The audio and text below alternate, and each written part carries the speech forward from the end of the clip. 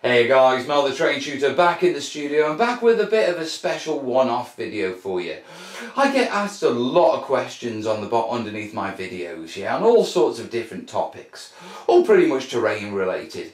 But there's some questions that just keep coming up and up again. Yeah, and I have long-winded replies to all of them that I've typed that many times now that I know them inside out. When it gets to that stage, it's really the stage where I should really just do a video on it so I can point people in the direction, give them a better answer, and save me some typing so I can concentrate on doing other stuff. So this is sort of an admin-y all-together video. Now, in this video, what we're going to be talking about is just a few simple things. We're going to be talking about basing material. We're going to be talking about glues, specifically PVA, and throw in some extra information about sealing. And then we're going to be talking about my core materials and where I get them from and what I use them for. Okay, so really basic stuff. Yeah, but hopefully it'll answer some questions for you.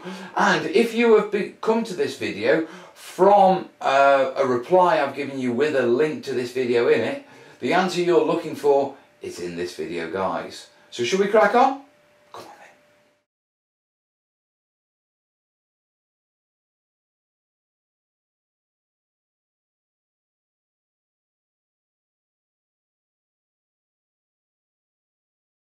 then. Okay guys, let's talk basing. Now when it comes to basing, I have three main materials I use, and I've got them here on the desk, so let's go through them. Okay, first off we have MDF. Okay, it's a medium density fibre board. Okay, basically it's lots of fibres and glue all squished down into a flat board. It's relatively easy to cut. You get it from hardware stores, and if I bring it up, yeah, you can see how, you know, I've sanded that off to a bevel. It's really good, it's sturdy, it's lightweight. It does have a tendency to warp when it's in long thin pieces, so just bear that in mind. And as flat pieces, you know, if you're using a lot of PVA on it, it can warp as well, so sometimes you have to treat the underside as well with PVA just to warp it back again. Now this is 6mm. Yeah, I will use 6mm MDF on any piece that is larger than 4 inches by 4 inches. So if it's less than 4 inches by 4 inches, then what I'll do is I'll use 3mm MDF for that.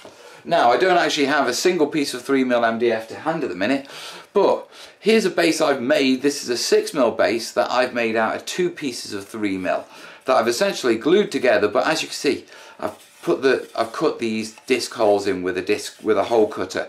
Okay, and that's so I can drop 60mm bases or 80mm bases. I think it's 60.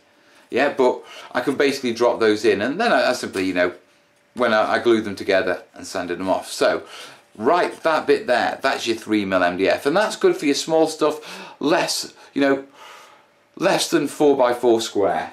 Okay, now, that was my main working material for a long time, and it is still my go-to piece for, you know, larger woods and the more sturdier stuff I want to do, you know, the stuff that I really want to last and that sort of stuff. But I do have another basic material, and it was Fire Dragon Games that got me onto this.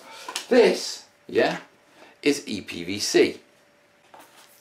Now EPVC it's used by sign printers. So when you see the signs above shops, and you see when you go to like a convention or an exhibition, you see the big signs. Okay, it's made out of this stuff, yeah, expanded PVC board. Now you can buy it online, you can buy it in various thicknesses. I typically use 6mm, okay, and 3mm. Once again, same dimensions as the MDF, okay.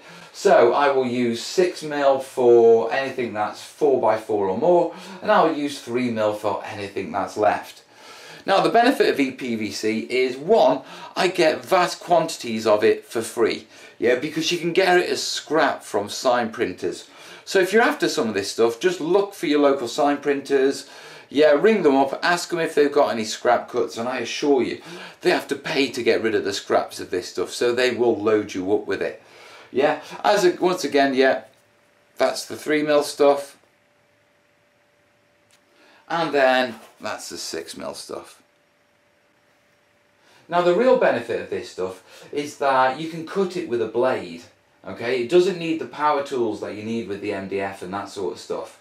Yeah, so it is an awesome basing material. And if you're just getting started in terrain building, I'd actually say reach out and get some of this stuff, because it doesn't require the power tools and it doesn't make the mess that MDF does. You still really need to wear a mask when you're sanding it and that sort of stuff, but it's a lot more prettier and a lot more nicer on the lungs than MDF. Now the final basing material I want to talk about is this one, and this one is plasticard. Now this is 1mm plasticard, yeah, styrene sheets it's called. Now basically it's used for really small scatter pieces. So if I'm doing anything which is less than, say, 1.5 inches by 1.5 inches, yeah, I would look at using this and then putting some filler or some texturing over it to build the piece up. So those are my 3 basing materials, yeah, MDF, EPVC or expanded PVC foam board, yeah, and plasticard or styrene. Now, as I said before, it's all available in 6mm or 3mm, or in the plasticard I typically go for 1mm. Depending on what size you want, depends on what size of a piece you're doing. Anything above 4x4 you want to be looking at 6mm, either MDF or EPVC. Lower than that, you know, you want to be looking at 3mm, and once you get down to sort of tiny, you know, you're talking 50mm across, you're looking at you're looking at the plasticard. Okay? So that's basing, guys. Let's have a chat about PVA and other glues. Okay guys, glues for terrain building. Now to be perfectly honest, I have an entire shelf of all sorts of adhesives and sticky stuff for sticking things down. But if I'm honest, my glues fall into 3 main categories, yeah? I have PVA, which we're going to have a proper chat about. On top of that, I tend to use a lot of hot glue, and I'll use hot glue when I'm fixing down bushes, plastic things to other plastic things, or to polystyrene, things which don't have an irregular surface where the gelness, you know, the thickness of the hot glue bridges any gaps and gives it a nice secure fix, or anything that I really need to get fixed down pretty instantly. Now on top of that, I do like gel super glue, much for the same reasons, but gel super glue is a really nice way of getting sort of plastics and metals and resins fixed together really nice and flush, whereas the thickness of the hot glue is a benefit in bridging gaps.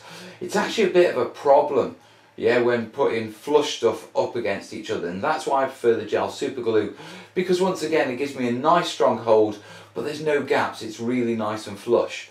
So those are my 2 other main glues, but the one you really want to know about is, yeah, PVA. Now PVA comes in many different sorts, okay? You can get what's called normal PVA or crafter's PVA, yeah, it's also called wood glue, craft glue, white glue. I've heard Elmer's knocked around as a brand for the US, and a lot of the PVA glues, yeah, the craft glues that you're working with are actually watered down PVA. Now my preferred brand of PVA is Baker Ross. Okay, this is from a British company.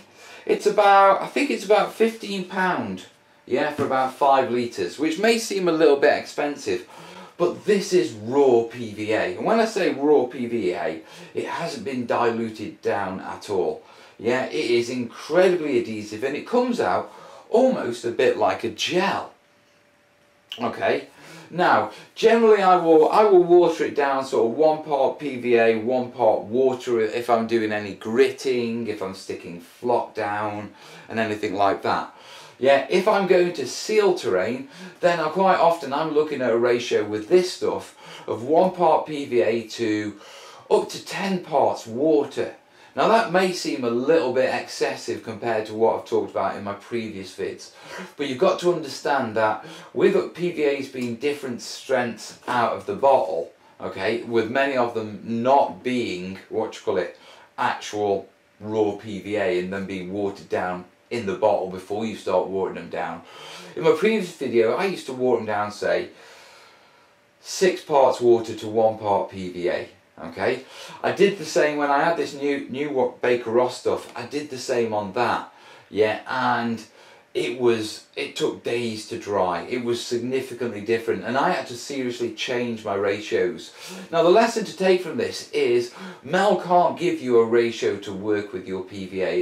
It's gonna depend on a couple of factors. One, how strong your PVA is, i.e. how diluted it is in the bottle before you start pouring it out and diluting it further. Two, how much sort of flock you've got to stick down. Okay, and three, how hard you want it stuck down. Now if you're only doing like light diorama pieces, or you're working on pieces that aren't really going to be handled that much, yeah, you can get away with quite a thin coat, yeah, of quite dilute watered down PVA. If you're using something that you're expecting people to put models on, to be gripping with their hands and to be like taking out of boxes, putting on the table, putting back again, then you want a much stronger solution. Okay, so bear that in mind.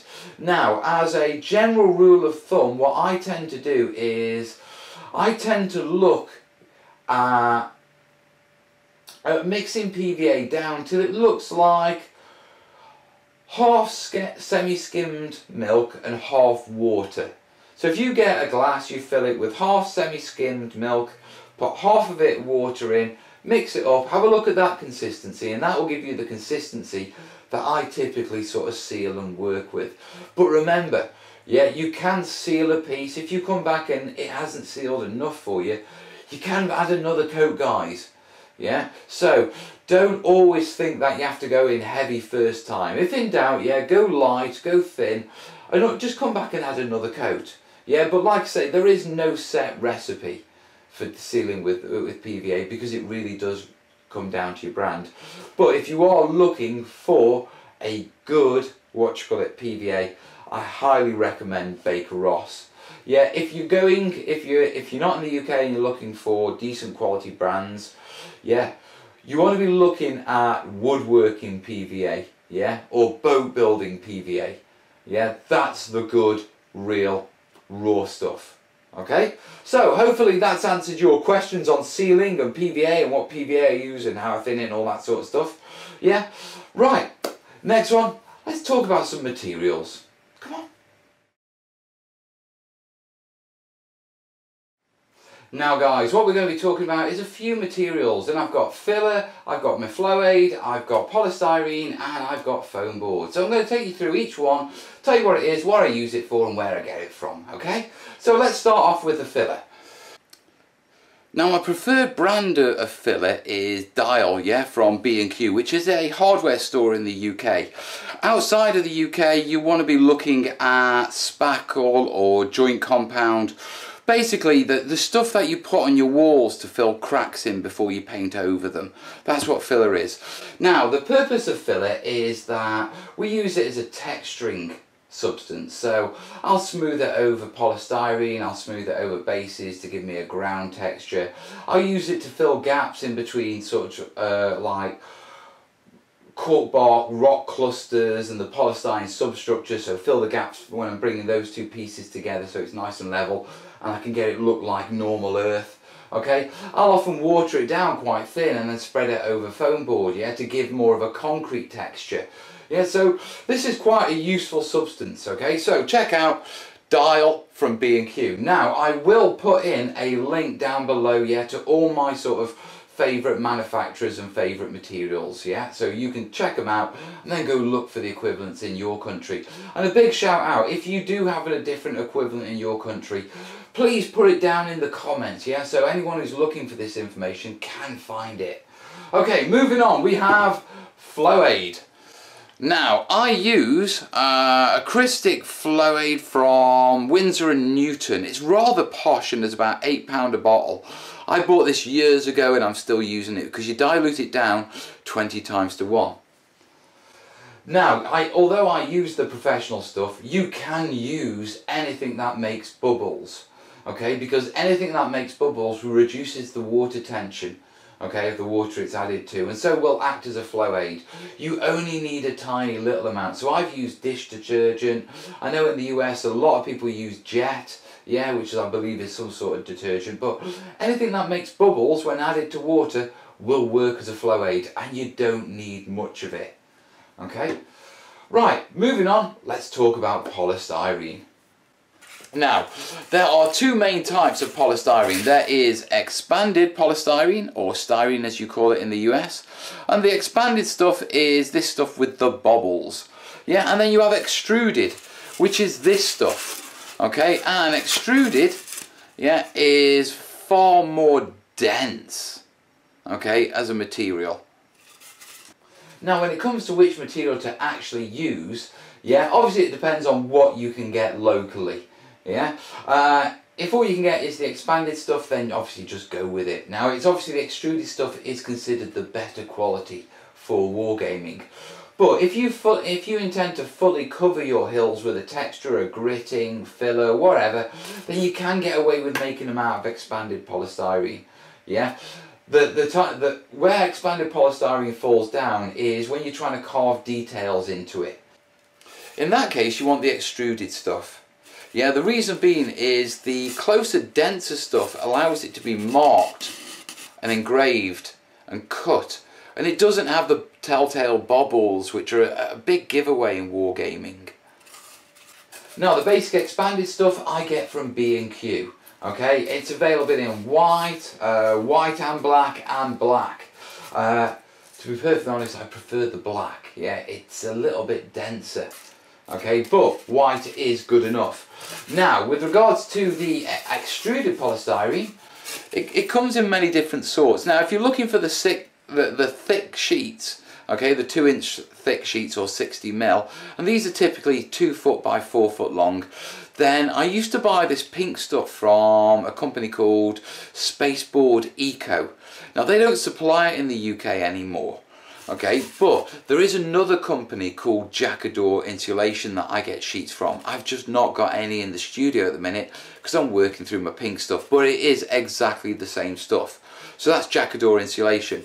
Now, with regards to the panel stuff and the sheets, yeah, this is actually from a company called Panel Systems, and they do sheets in everything, I think, from 5mm all the way up to 60 or even 120mm, but their sheets are only 600mm by 600mm, so essentially just shy of 2 foot by 2 foot. Yeah, but that company is called Panel Systems. So that's the basic polystyrene done. That's the expanded and the extruded and where I get those from. Okay, now remember, expanded if you intend to cover it over, extruded if you want to do carved details into it, and go for the sheets from Panel Systems if you're looking to use foam to build buildings and that sort of stuff. Now, the final material I want to talk about is foam board. Now, foam board is essentially, quite commonly, it's 5mm, 5 or 6mm foam. If I bring that up to the camera for you. Okay, sandwiched between 2 cardboard sheets. Now, it's available in black or white, with black being quite a matte finish and white being a gloss finish. Personally, I prefer black. Okay, it looks better on camera, it's better for undercoating and working with buildings, which is typically what I use this stuff for. Okay, it's often used for mounting pictures and photographs, so you can often find it in craft stores. They carry it in the range. It's quite cheap in the range if you buy the big bumper packs, to be truthful. Yeah, if you're really struggling, reach out to like framers, photography people. It's often called mounting board as well. Yeah, also if it's called by something else in your country, yeah, get it down below in the comments. But that is my other main type of building material, and the one I get asked most questions about. So that's the materials, guys. Ready to wrap this up? Let's wrap it up.